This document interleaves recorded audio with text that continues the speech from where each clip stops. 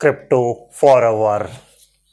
Hello guys, क्या हाल हैं आप लोगों के। मैं हूं हितेन ए क्रिप्टो भ्राता, जो आपके लिए क्रिप्टो मार्केट की सारी न्यूज है यहाँ लाता। तो दोस्तों, आज बात करेंगे हम बिटकॉइन के सडन पंप की और सीपीआई डेटा की, और इसके अलावा बात करेंगे हम यहाँ पर बिटकॉइन प्राइस की कि उनकी अपडेट में क्या क्या चीज़ें हो रही हैं, क्या क्या चीज़ें नहीं हो रही हैं। तो चलिए वीडियो स्टार्ट करते हैं। हेलो गाइस, सबसे पहले बात करते हैं हम यहाँ पर बिटकॉइन की कि बिटकॉइन जो है वो सडन पंप कैसे कर गया। हालांकि मार्केट में दो सिनेरियो बन रहे थे। टेक्निकल्स की बात करें तो वहाँ पर एक ऐसा सिनेरियो बन रहा था जो बियरिश दिखा रहा था कि भाई ये वापस से 19,000 18,000 जा सकता है, लेकिन एक सिनेरियो ऐसा दिखा रहा था, यानी कि बुलिश फ्लैग दिखा रहा था वहाँ पर कि ये बुलिश फ्लैग अगर ब्रेकआउट करता है तो डेफिनेटली फिर हमें ये 25,000 26,000 जाता हुआ दिखाई दे सकता है, जो कि हुआ भी दोस्तों। कल के सीपीआई डेटा के इवेंट के बाद में ऐसा हुआ भी। अब ऐसा क्यों हुआ?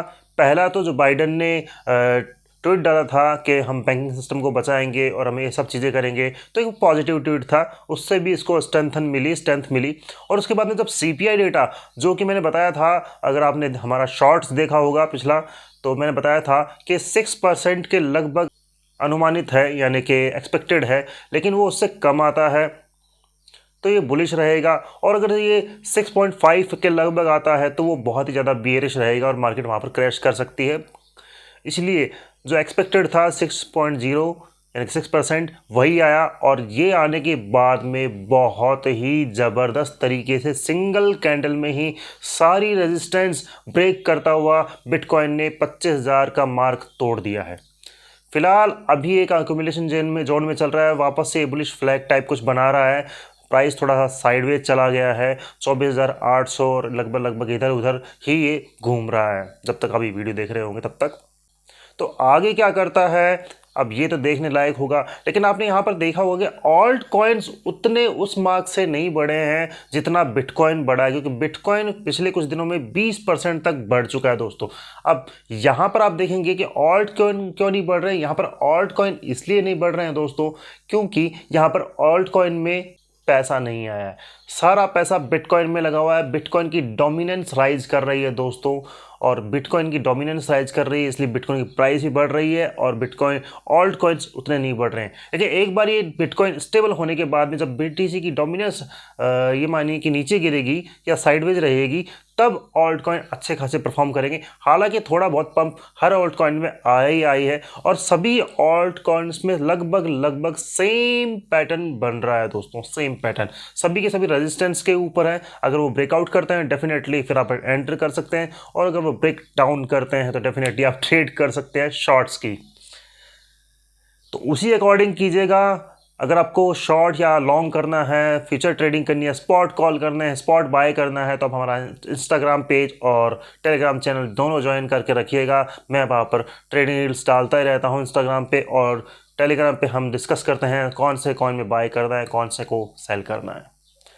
चलिए अब बात करते हैं। यहाँ पर देख सकते हैं कि सीपीआई डेटा आने के बाद में बहुत सारी चीज़ें हो चुकी हैं और मार्केट थोड़ा बुलिश टेरिटरी में घूम रहा है। लोग अभी 28 के कर रहा है, लेकिन देखेंगे अब क्या होता है आगे चल के। फिलहाल बात करते हैं यहाँ पर बिटकॉइन प्राइस की दोस्तों। हालांकि मैं जानता हूँ कि मैं बहुत बड़ा सपोर्टर हूँ उसका, बिटकॉइन प्राइस का, लेकिन थोड़ा सा ये अब डाइसी सा लग रहा है। मतलब कि मैं क्या बोलूँ, उसमें वेग सा इसका प्रोजेक्ट लग रहा है मुझे। क्योंकि पहली बात तो इनकी जो टीम है वो एनोनिमस है, यानी कि बिल्कुल भी पता नहीं कि कौन है कौन नहीं है। दूसरी चीज़, ये काफ़ी टाइम से ये चीज़ें कर रहे हैं कि बहुत सारी इंटीग्रेशंस कर रहे हैं, लेकिन मेन इंटीग्रेशन जो इन्होंने बताई थी एक्सचेंज लिस्टिंग, यानी कि टियर 1 एक्सचेंज में लिस्टिंग होगी, वो अभी तक नहीं हुई है दोस्तों। हालांकि उन्होंने बोला कि 3 एक्सचेंज में हम लिस्ट करेंगे। वो 3 एक्सचेंज कब कौन से लिस्ट करेंगे, कौन से एक्सचेंज होंगे, कुकॉइन में जैसे लिस्टेड है, हुबी ग्लोबल में होगी, बाइनेंस में होगी जो कि मुझे लगता नहीं है, या बिटफाइनेक्स में होगी, या और भी छोटे मोटे एक्सचेंज कहाँ पर होगी, कुछ क्लियर नहीं है। और काफ़ी टाइम से ये चीज़ें चल रही हैं कि कोई एक्सचेंज लिस्टिंग नहीं हो रही है दोस्तों इनकी। तो मैं तो आपको यही कहूँगा, किसी भी कॉइन से पूरी तरह से अटैच ना रहिए, प्रॉफिट निकालते रहिए। अगर आप प्रॉफिट में हैं डेफिनेटली प्रॉफिट बुक कीजिए। जब ये नीचे आता है हम वापस से इसको बाय करेंगे, ट्रेड कर सकते हैं, लेकिन लॉन्ग टर्म विजन के साथ में अभी मैं सोच रहा हूं कि प्रॉफिट बुकिंग ज़्यादा बढ़िया है, क्योंकि इनके प्रोजेक्ट में मुझे थोड़ा सा लूप होल दिखाई दे रहा है। क्योंकि लूप होल मैं इसलिए बोल रहा हूं कि काफ़ी टाइम से इनकी लिस्टिंग नहीं हो रही है और ना इनका कोई जवाब आ रहा है ट्विटर के ऊपर, कुछ भी ये जवाब नहीं दे रहे हैं दोस्तों। तो मुझे तो ये चीज़ें सही नहीं लगती है। यहाँ पर आप ये कीजिए कि प्रॉफिट बुकिंग आपकी मस्ट होनी चाहिए, प्रॉफिट बुकिंग हर कॉइन में होनी ही चाहिए। हम वापस से एंटर करेंगे जब एक बार मार्केट वापस से गिरेगी थोड़ा बहुत और रिट्रेस करेगी, ऑल्ट कॉइन्स गिरेंगे थोड़ा सा, तब हम वापस से री एंटर करेंगे बहुत सारी कॉइन्स में। उसकी लिस्ट मैं अपने टेलीग्राम ग्रुप में दे ही दूंगा। अगर आप हैं तो आपको ईजिली मिल जाएगी, अगर आप नहीं हैं तो फिर वीडियो बनाएंगे, वीडियो बनाने में टाइम लगेगा और टाइम लगेगा तो आपकी एंट्री निकल सकती है। इसलिए टेलीग्राम चैनल ज़रूर ज्वाइन कीजिएगा। और ट्रेडिंग वगैरह सीखनी है तो इंस्टाग्राम पेज फॉलो कर लीजिएगा, वहाँ पर मैं डेली रील डालता ही रहता हूँ दोस्तों। इसके अलावा ये ध्यान रखिए कि किसी भी कॉइन में पूरा पैसा न डालिए, पोर्टफोलियो डाइवर्सिफिकेशन कीजिए। यानी कि अपना पोर्टफोलियो अगर 10,000 रुपये का भी है तो कम से कम 8 या 10 कॉइन लीजिए 1,000 रुपये करके, और 1 लाख रुपए का है तो 10-10 हज़ार रुपये लगाइए एक एक कॉइन में। इससे क्या होगा, आप ओवरऑल प्रॉफिट में रहेंगे, लेकिन आपने एक ही कॉइन में लगा दिया पैसा और वो एक ही कॉइन डूब गया तो फिर आपके पोर्टफोलियो क्या होगा, आपका हो सकता है कि वो जो लॉस है 40% हो, 50% हो, तो सीधा सीधा 1 लाख का 50,000 हो सकता है। लेकिन आपने किसी एक कॉइन में 10,000 या 10% ही लगाया होगा तो आपको इतनी टेंशन नहीं होगी। इसलिए पोर्टफोलियो मैनेजमेंट बहुत ही ज़्यादा ज़रूरी है, डाइवर्सिफाई करके रखिएगा। चलिए, बहुत ही छोटा और क्विक वीडियो रखा था मैंने आपके लिए, मुझे दीजिए इजाज़त। Crypto forever.